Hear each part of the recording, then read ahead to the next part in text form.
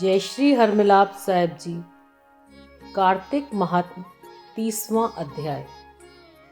कार्तिक मास की कथा करती भव से पार 30वां अध्याय लिखूं, हुई हरि कृपा अपार। भगवान श्री कृष्ण ने कहा, हे प्रिय, नारद जी के वचन सुनकर महाराज पृथु बड़े विस्मित हुए। अंत में उन्होंने नारद जी का पूजन करके उनको विदा किया। इसलिए माघ, कार्तिक और एकादशी, यह तीनों व्रत मुझे अत्यंत प्रिय हैं।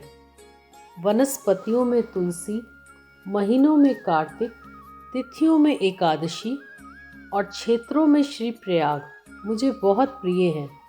जो प्राणी जितेंद्रिय होकर इनका सेवन करता है, वह यज्ञ करने वाले मनुष्य से भी अधिक प्रिय लगता है। जो प्राणी विधि से इनकी सेवा करते हैं, उनके मेरे अनुग्रह से सब पाप दूर हो जाते हैं। भगवान श्री कृष्ण के वचन सुनकर सत्यभामा ने कहा, हे नाथ, आपने यह बात बड़ी आश्चर्यजनक कही है कि दूसरे के लिए पुण्य के फल से कलह की मुक्ति हो गई। यह प्रभावशाली कार्तिक मास आपको अधिक प्रिय है, जिससे पति द्रोह का पाप केवल स्नान के पुण्य से ही नष्ट हो गया। दूसरे मनुष्य द्वारा किया हुआ पुण्य उनके देने से कैसे मिल जाता है, यह आप मुझे बतलाइए। तब भगवान श्री कृष्ण ने कहा, बिना दिया हुआ पुण्य और पाप जिस कर्म द्वारा मिलता है सो सुनो। सतयुग में देश, ग्राम तथा कुलों को दिया पुण्य या पाप मिलता था, परंतु कलयुग में केवल कर्ता को ही पाप और पुण्य का फल भोगना पड़ता है। संसर्ग न करने पर भी वह व्यवस्था की गई, और संसर्ग से जैसे पाप व पुण्य दूसरे को मिलते हैं, उसकी व्यवस्था भी सुनो। पढ़ाना, यज्ञ कराना और एक साथ भोजन करने से पाप पुण्य का आधा फल मिलता है। एक आसन पर बैठने तथा सवारी पर चढ़ने से, श्वास के आने जाने से पुण्य व पाप का चौथा भाग प्राणी मात्र को मिलता है। स्पर्श करने, भोजन करने और दूसरे की स्तुति करने से पुण्य और पाप का छठवां भाग मिलता है। दर्शन करने, सुनने तथा ध्यान करने से मनुष्य को पुण्य और पाप का 10वां अंश मिलता है। दूसरे की निंदा, चुगली और धिक्कार करने से उसका 7वां भाग मिलता है। पुण्य करने वाले मनुष्यों की जो कोई सेवा करता है, वह सेवा का भाग लेता है और अपना पुण्य उसे देता है।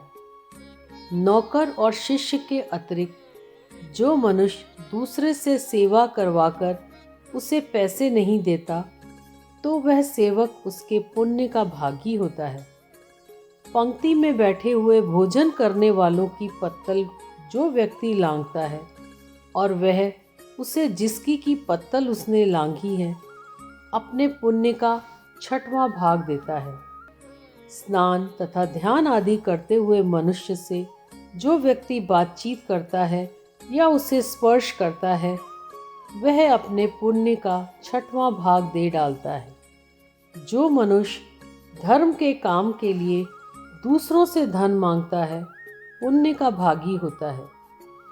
ठीक उसी तरह जिस तरह की दान करने वाला पुण्य का भागी होता है। जो मनुष्य धर्म का उपदेश देता है और पश्चात श्रोता से याचना करता है, वह अपने पुण्य का 6वां भाग उसे देता है। जो मनुष्य दूसरों का धन चुराकर उससे धर्म करता है, वह चोरी का फल भोगता है और शीघ्र ही निर्धन हो जाता है। और जिसका धन चुराता है, वह पुण्य का भागी होता है।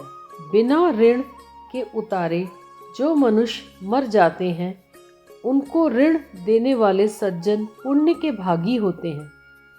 शिक्षा देने वाला, सलाह देने वाला, सामग्री को जुटाने वाला, प्रेरणा देने वाला, वे पाप और पुण्य के 6ठे भाग को प्राप्त करते हैं।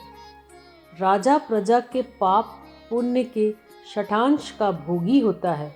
गुरु शिष्यों का, पति पत्नी का, पिता पुत्र का, स्त्री पति के लिए पुण्य का छठा भाग पाती है।